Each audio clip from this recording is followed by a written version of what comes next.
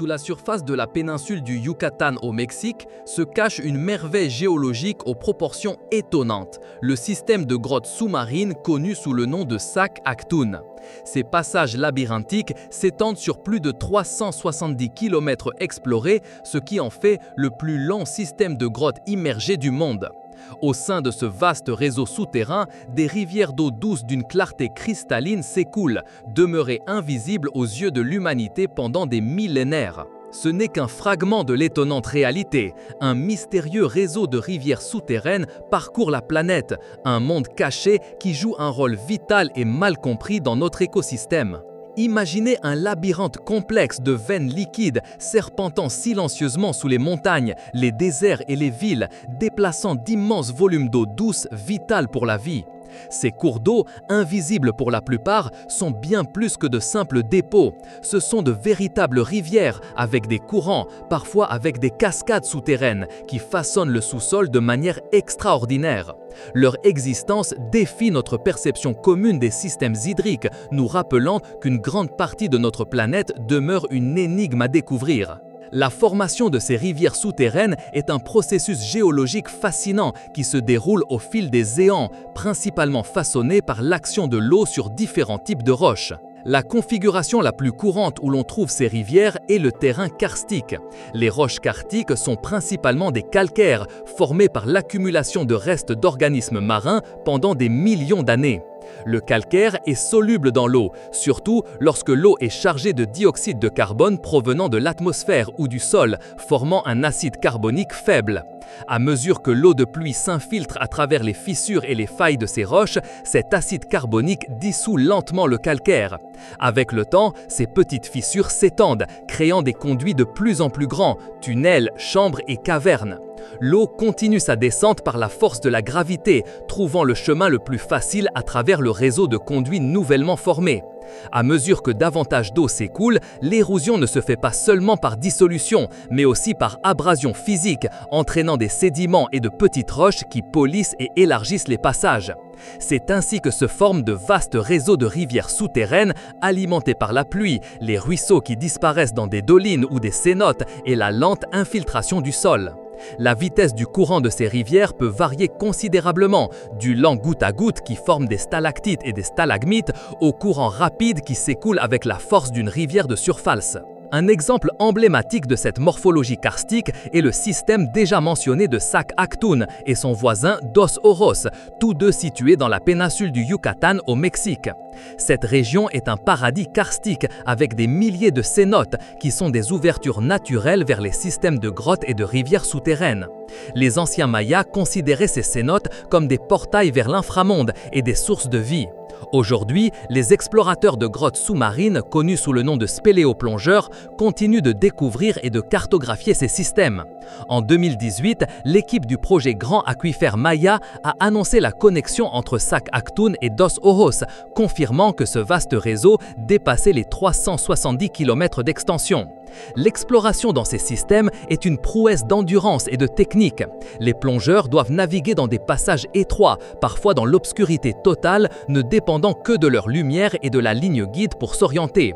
Ils ont découvert des artefacts mayas, des restes de faune préhistorique et des preuves de changements climatiques passés, ce qui fait de ces rivières des capsules temporelles géologiques et archéologiques.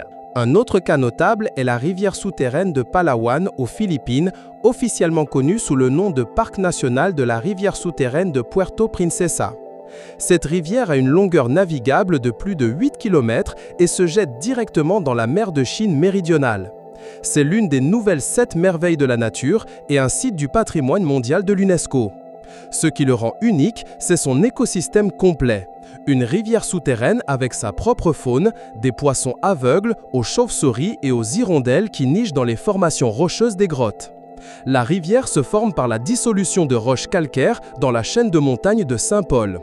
Les visiteurs peuvent prendre de petits bateaux qui les emmènent à travers une section de la grotte, s'émerveillant devant les gigantesques formations de stalactites et de stalagmites qui pendent du plafond ou s'élèvent du sol, créant des sculptures naturelles aux proportions monumentales. Ce site n'est pas seulement un spectacle visuel, mais aussi un laboratoire naturel pour les scientifiques qui étudient la biodiversité souterraine et les processus géologiques. Outre les systèmes karstiques, il existe d'autres types de formations abritant des rivières souterraines. Les grottes volcaniques, par exemple, peuvent contenir des rivières formées par des tunnels de lave. Lorsque la lave s'écoule pendant une éruption, la surface extérieure peut se refroidir et se solidifier, tandis que l'intérieur continue de s'écouler. Si le flux interne se draine, il laisse un tunnel vide. Si ces tunnels sont inondés par la suite, ils peuvent former des rivières souterraines. Bien que moins courants que les karstiques, on trouve des exemples à Hawaï ou dans les îles Canaries.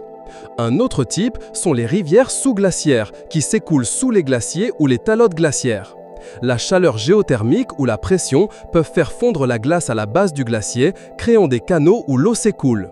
Ces rivières peuvent être étonnamment grandes et jouent un rôle significatif dans le mouvement des glaciers et le transport de sédiments. Les scientifiques étudient ces rivières pour mieux comprendre la dynamique des glaciers et leur réponse au changement climatique. L'importance écologique de ces rivières souterraines est incalculable. Ce sont des écosystèmes uniques qui abritent une biodiversité surprenante. De nombreux organismes vivant dans ces environnements se sont adaptés de manière étonnante à la vie dans l'obscurité perpétuelle et à la rareté des nutriments. Ils ont évolué pour être aveugles, dénués de pigmentation et avoir des métabolismes très lents afin de conserver l'énergie. Des espèces comme les poissons aveugles, les crevettes transparentes et les salamandres sans yeux habitent ces mondes cachés. Leur existence est un témoignage de l'incroyable adaptabilité de la vie dans des conditions extrêmes. De plus, ces rivières souterraines sont cruciaux pour maintenir l'hydrologie de surface. De nombreuses sources et fontaines qui alimentent en eau les rivières et les lacs de surface sont les exutoires de vastes systèmes souterrains.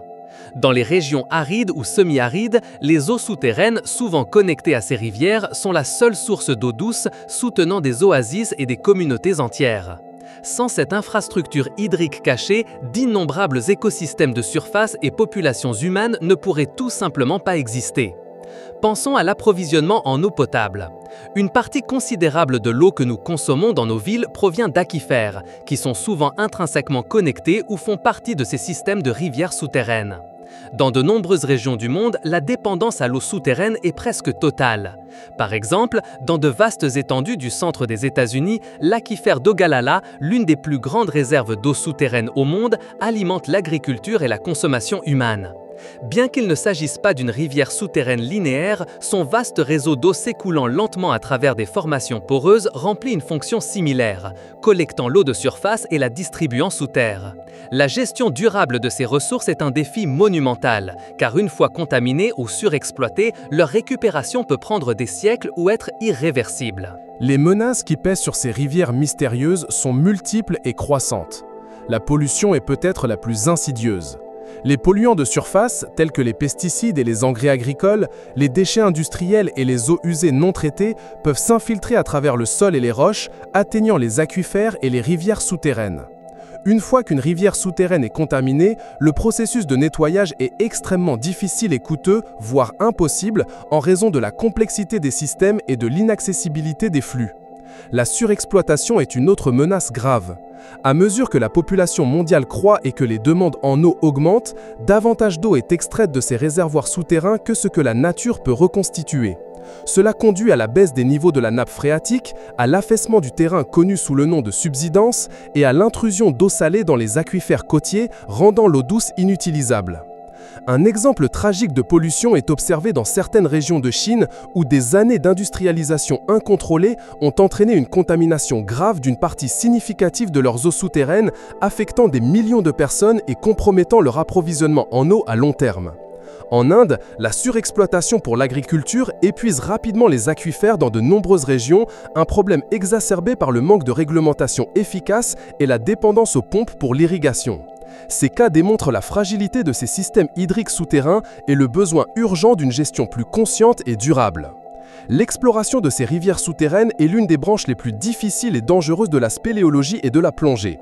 Elle nécessite des équipements hautement spécialisés, tels que des recycleurs qui recyclent l'air expiré pour prolonger le temps de plongée et des systèmes d'éclairage puissants pour pénétrer l'obscurité absolue.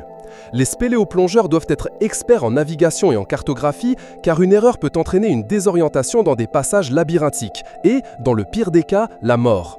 Les profondeurs peuvent être extrêmes, la visibilité peut être nulle en raison de la présence de sédiments et la température de l'eau est souvent très froide, exigeant des combinaisons étanches et une préparation physique et mentale exceptionnelle.